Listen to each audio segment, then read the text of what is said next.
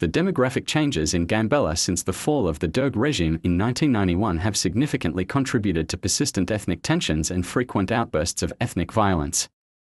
The influx of non-Anywak migrants into Gambella has caused many Anywak to fear the loss of their political influence and the survival of their culture. Additionally, traditional Anywak lands are increasingly inhabited by the Nuer, which Anywak perceive as a threatening development. The most common ethnic violence has been between the Anywak and the Nuer, peaking in 2002 with clashes resulting in over 100 deaths and the displacement of several thousand people. Although violence between the Anywak and Nuer decreased by late 2003, conflict between the Anywak and Highlander communities persisted.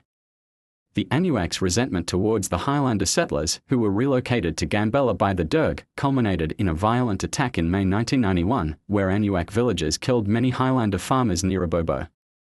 More recently, armed Anywak groups have carried out ambushes against Highlander civilians, resulting in numerous deaths.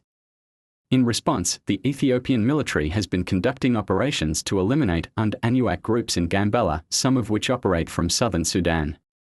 These groups, often referred to as shifter bandits, are not united under a single banner or set of goals.